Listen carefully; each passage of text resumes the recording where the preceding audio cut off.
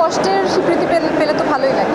হ্যাঁ, অ্যালেন স্বপন 2 দর্শকের প্রতিক্রিয়া ভালো হলে আরেকটা 3 হওয়ার সম্ভাবনা থাকে। আমার কাজের অনেক প্রেশার থাকে, সবাই জানে আমি একজন উন্নয়ন কর্মী। আমি এই অ্যাওয়ার্ডটি পেয়েছি আমার ছবি, যেটা এই রিসেন্টলি ভ্যালেন্টাইন্স ডেতে রিলিজ পেয়েছিল, জলে জলে তারা, অরুণ চৌধুরী পরিচালিত।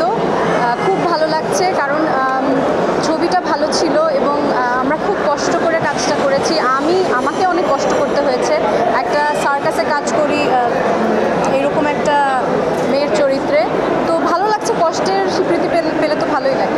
হ্যাঁ, অ্যালেন স্বপন 2 দর্শকের কাছ থেকে প্রতিক্রিয়া ভালোই পাচ্ছি। আশা করি সামনে দর্শকের প্রতিক্রিয়া ভালো হলে আরেকটা 3 হওয়ার সম্ভাবনা থাকে। দেখা যাক সেটা হয় কিনা। খুব রিসেন্টলি একটা কাজ করলাম, সেটা হচ্ছে একটা ট্যালেন্ট শো। দীপ্ত স্টার হান্টের বিচারক হিসেবে ছিলাম। সেখানে কিছু নতুন ট্যালেন্ট আমরা পেয়েছি। আর এছাড়া আমার আসলে অনেক বেশি লম্বা সময়ের জন্য কোনো ভবিষ্যৎ পরিকল্পনা থাকে না। সামনে যদি ভালো কাজ হয় সেটা আপনারা সবাই জানতেই পারবেন।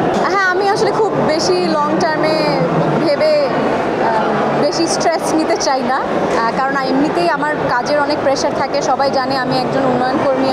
আমার একটা ফুল টাইম জব আছে, তার পাশাপাশি অভিনয় করি। তো অভিনয় নিয়ে অনেক লম্বা কোনো পরিকল্পনা তাই করতে পারি না। আপনারা সবাই জানেন যে আজকে নারী মৈত্রীর যাত্রা হয়েছিল পার্লামেন্টের সামনে মানিক মেয়া এভিনিউতে বিকেল 3টা থেকে। সেখানেও আমি ছিলাম, আমার সাথে আরও অনেকেই ছিল যারা আসলে খুব স্বাভাবিকভাবেই নারীর সমতা এবং নারীর অধিকারগুলোকে প্রতিষ্ঠা করতে চায়।